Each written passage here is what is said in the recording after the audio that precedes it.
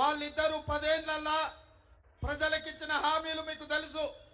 చంద్రశేఖరరావు గారు 2 సార్లు ముఖ్యమంత్రిగా ఈ రాష్ట్ర ప్రజలకు ఇచ్చిన హామీలు అమలు చేయకపోను 4 కోట్ల తెలంగాణ ప్రజల్ని మోసం చేసినందుకు మొన్న డిసెంబర్ నాడు మీరందరూ కలిసి టిఆర్ఎస్ పార్టీని తిత్తిదీసి కోదండానికి వేలాడేసి ఈరోజు కారు గుర్తును కార్ఖానకు పంపించారు. అయ్యా కొడుకులు చెప్తున్నారు కారు కార్ఖానకు పోయింది మళ్ళీ వాపసు వస్తుందని. మాకానే చెప్తున్నాడు సార్ ఇక అది కార్ఖానా నుంచి వాపసు రాదు, తూకానికి అమ్మాల్సిందే, దాని పని అయిపోయింది, అణుం చెడ్డది అని చెప్పి.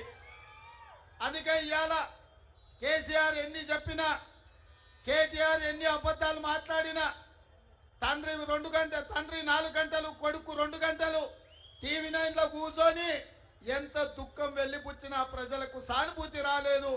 ఇవాళ ఆ సానుభూతి రాలేదు అని చెప్పి చంద్రశేఖరరావు గారు బస్ వేసుకొని బయలుదేరిండు.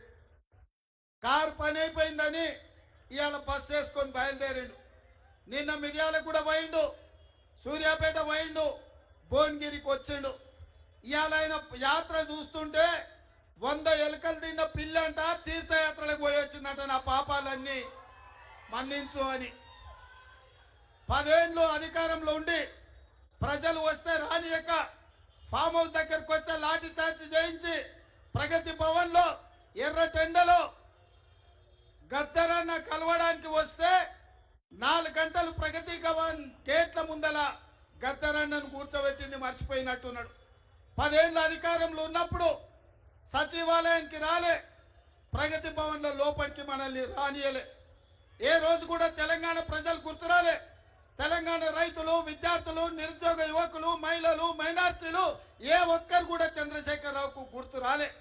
అధికారం ఉన్నంతసేపు ఆంధ్ర కాంట్రాక్టర్లు, హైదరాబాద్ రియల్ ఎస్టేట్ వాళ్ళు ఆయన గుర్తొచ్చిండ్రు తప్ప ఏ రోజు కూడా తెలంగాణ 4 కోట్ల ప్రజల్ని పట్టించుకోలే.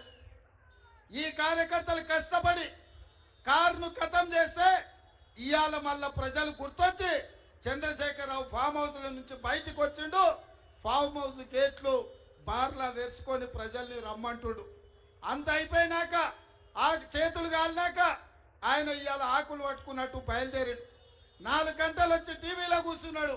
నేను అడుగుతున్న చంద్రశేఖరరావును, 4 గంటలు వచ్చి టీవీలో కూర్చోనికి వచ్చింది కానీ వారం రోజులు అసెంబ్లీ నడిపి కాళేశ్వరం నుంచి ఇందిరమ్మ ఇండ్ల వరకు నిరుద్యోగ యువకుల ఉద్యోగాల కోసము, రైతు రుణమాఫీ కోసము, రైతు బంధు కోసము, మైనార్టీ రిజర్వేషన్ల కోసం అసెంబ్లీలో చర్చ పెట్టినాం. చర్చలు మాత్రం రాలే. ఎందుకంటే చర్చలకు వస్తే ఎదురుగా కాంగ్రెస్ వాళ్ళు ఉంటారు, రేవంత్ రెడ్డి ఉంటారు, అడుగుతారు, కడుగుతారు, అంగిప్పి 4 దంచుతారని అసెంబ్లీకి రాలే. ఇక ఆయన పోయిన టీవీలో అడిగేటోడు ఆళ్ళోడే, చూపించేటోడు ఆడోళ్ళే, మొత్తం వాళ్ళే.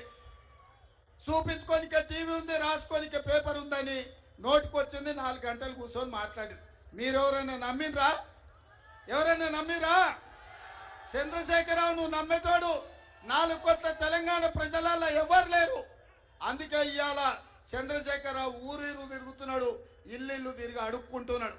అయినా చంద్రశేఖరరావును క్షమించే పరిస్థితి తెలంగాణ సమాజం లేదు. ఇక చేవెళ్ళల పాపం జ్ఞానేశ్వర్ ముదిరాజును పెట్టిండు.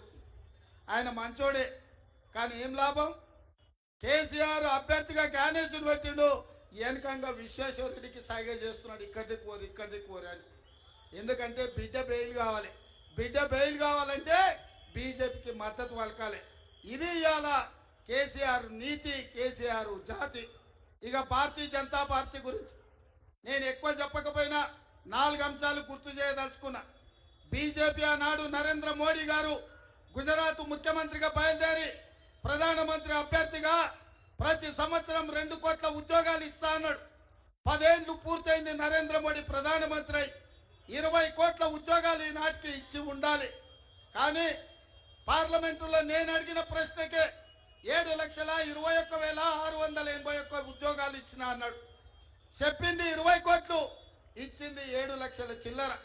ఇదే కాదు, రైతుల ఆదాయాన్ని 2 చేస్తా అన్నాడు 2022 లోపల.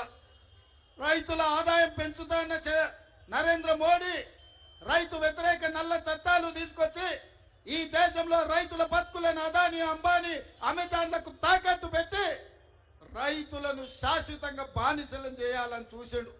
అందుకే హర్యానా, పంజాబ్, రాజస్థాన్, మధ్యప్రదేశ్, బీహార్ నుంచి రైతులు లక్షలాది మంది ఢిల్లీకి వచ్చి 16 నెలలు